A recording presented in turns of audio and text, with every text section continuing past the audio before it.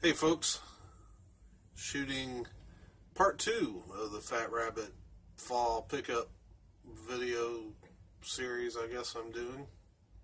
Uh, this stack of records that I'm going to show you today, I think I primarily picked up in two purchases.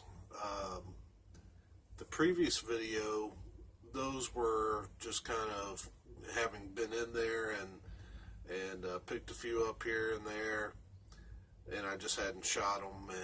And this one is more. What happened was I watched Fat Rabbit's Instagram page, and they put in a picture where they had a whole bunch of country albums spread out, and I thought, ooh, I want that one, that one, and that one, and they don't do holds, so I called ahead to tell them what I wanted and to pay for it over the phone, and then they would hold it. And so, unfortunately, I was a little slow. They opened at 12, and I forgot, and I didn't get around to calling them until almost 2 o'clock. And I guess in that little window, I had seen a vinyl copy of the first Highwaymen album with Johnny Cash and Willie Nelson, Waylon Jennings, and Chris Christopherson, and it had already sold. But there were other things in that picture that I wanted, so that's going to be what's in this video. And then when I actually went in to pick up the records, of course, I had to go back and look and see what else they had, and I found some other cool stuff. But to kick off the video, I'm going to show you 3 records that I picked up from another shop called Surface Noise. I'm going to put those 3 in here because I didn't really want to do a video just for those 3 albums. This will work. Alright, so let's get into it. The first album is Keel, The Final Frontier. I don't know how I missed this several months ago. Do you, Jake? Because I had gone in and I had seen 2 Keel albums, but I bought some other stuff that day, and then I went back in, could only find the 1 Keel album, and didn't see this one again until I went back in later, and I don't know why, because I spun it. It spins fine. It's on the MCA label. So I don't know. So this is my second Keel album. I was very pleased to find it. First of all, I love the guitar rocket ship motif. That's always a seller when it comes to albums. And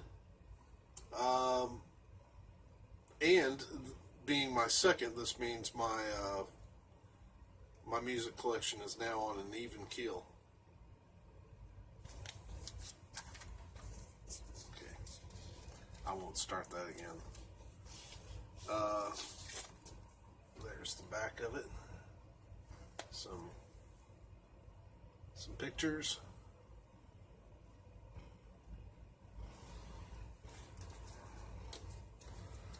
All right. Then the next, I picked up a couple of jazz albums too. This one, all-time classic, Brubeck Quartet, Dave Brubeck Quartet.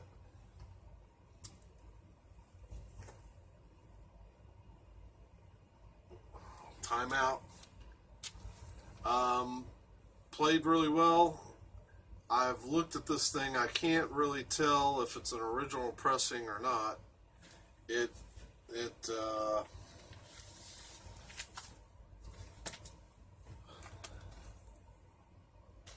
Check out that Columbia label. It is what is that called? 6i.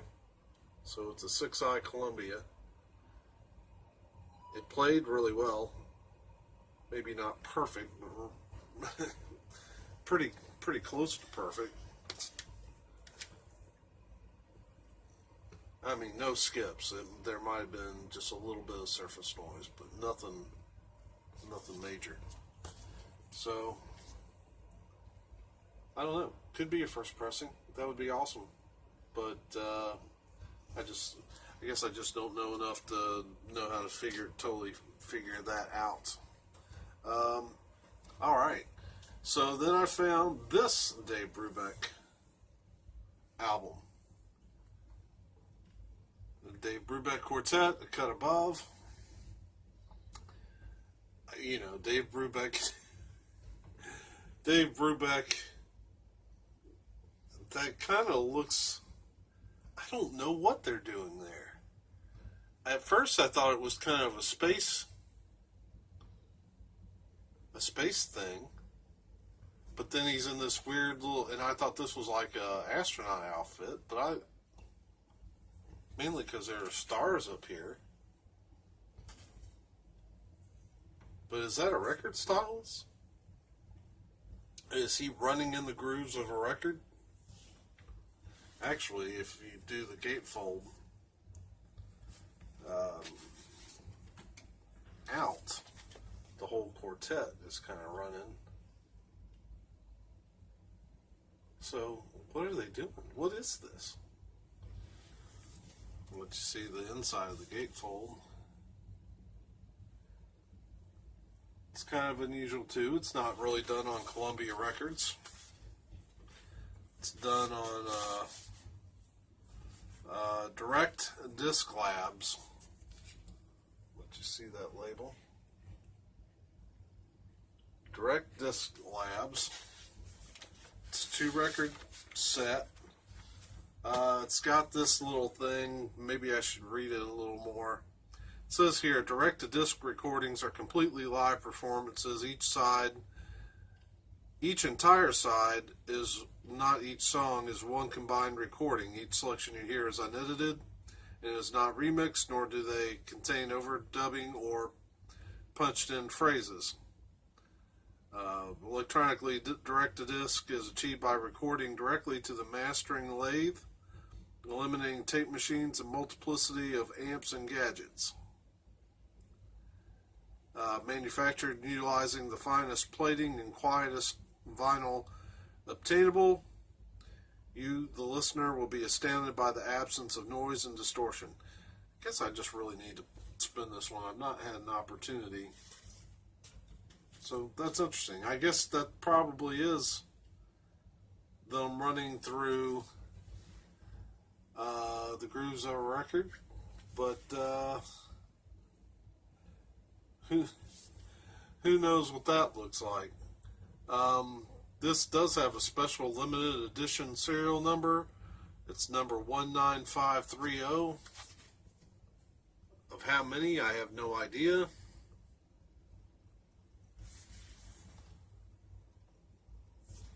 I don't know. Alright, so now on back to the Fat Rabbit records. First up, kind of a gospel album, God Bless America Again by Loretta Lynn. Gave this a spin, sounds great on the Decca label.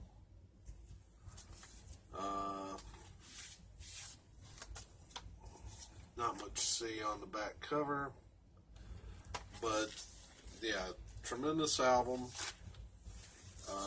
If you like old gospel country, and I do, yeah. So then, yeah, The Possum, George Jones, Lady's Choice. This is an album of duets. Deborah Allen, Lacey J. Dalton, Janie Fricke, Terry Gibbs, Emmylou Harris, Brenda Lee, Loretta Lynn, Barbara Mandrell, Leona Williams.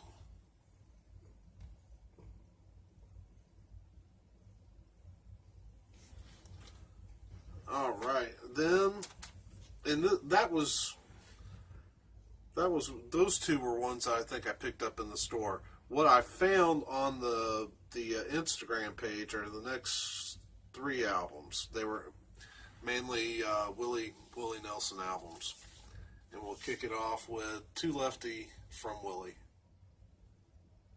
This is his album dedicated to Lefty Frizzell.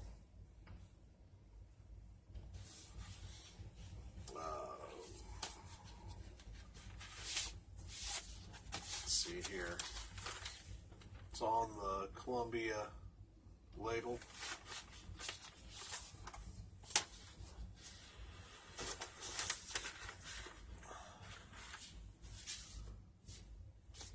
And then the next two, man, are spectacular. Willie Nelson, the Troublemaker. This is a gospel album. Again on Columbia.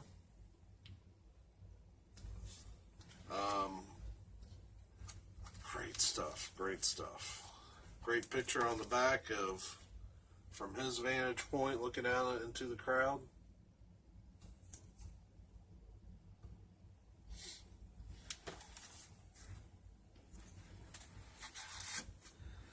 This one, I couldn't believe how good a shape it was in.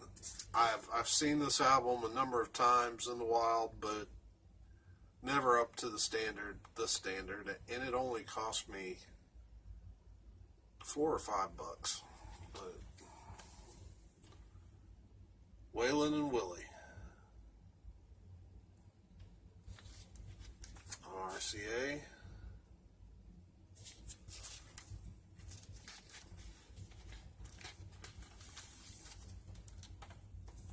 Back.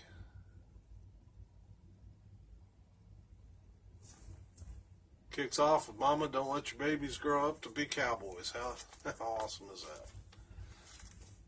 But yeah, I had never found this one in this good a shape, so I was really happy to grab that one.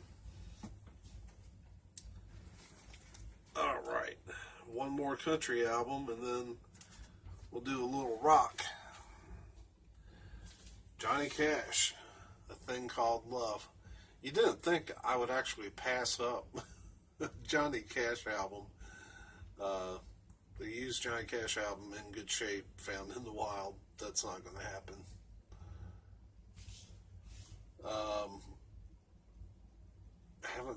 Haven't had time to spin this one yet, but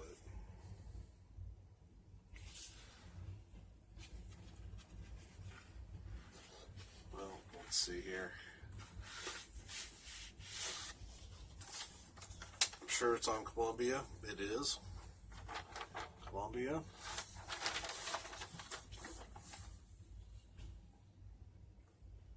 Alright, so when I called back up there, there was one album I had seen, I had not picked up, and I saw some things. First, I was watching Scott Waters' video on the Scorpions, in particular the album Virgin Killer, where he was talking about how Uli Roth didn't like that cover, and that it was a record company decision. And I totally agree. It's a disgusting cover. Whatever record executive thought that was a good idea, he ought to be slapped. But and then the song doesn't really, it's kind of one of those songs that might elicit a response just from the title, but it's not really about that at all. So anyway, I had seen this copy with the alternative cover, and I love the Scorpions, so I bought this one. The album cover is a little wore, but that's okay. It didn't set me back that much on the RCA label.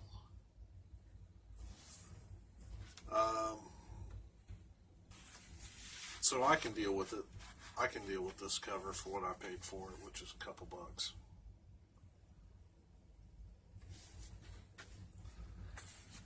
Oh man, you know what? Billy Joel has put a lot of albums out, a lot of great albums. I don't know if there's one any better than this one though. Glass Houses. This is a spectacular copy. I've seen it a lot too, but have a hard time getting it in this great a condition. Great picture on the back, Billy Joel. Love this album.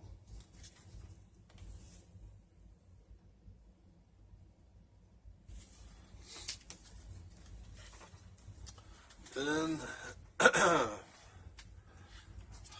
man, I'm not huge on greatest hits albums because usually I'm an album guy. I like to listen to the album as the way it was meant to be. And I usually have most of the albums that an artist will put out. So why do I need a greatest hits? I have most of their discography. Well, this is one of my favorite greatest hits albums of all time. Foreigner Records. Found this. Couldn't believe my luck in finding this album at a really, really nice price. Here's the label. Kind of a plain back, but kind of cool how the let me pull it out. I don't know if you can, how well this will show up in video, but the inner sleeve is actually the songs in the jukebox, so you pull it out.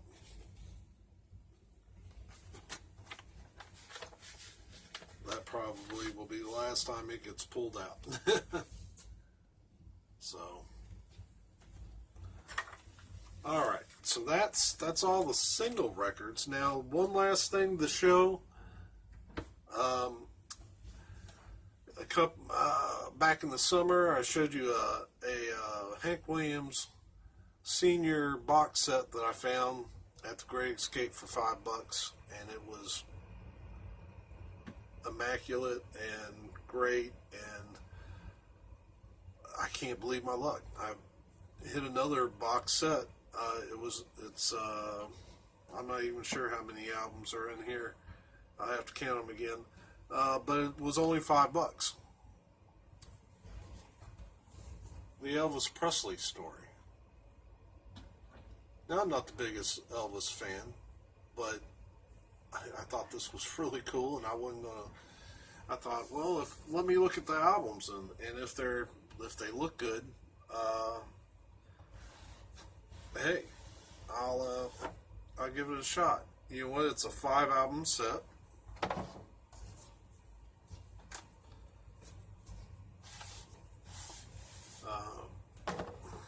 On RCA with some kind of special products on the label. And I watched them all. They all looked immaculate. So how do you get, and it's got a ton of hits on it. So how do you get a five record Elvis Presley set for $5? And it's all good. It's, Hound Dog's on here.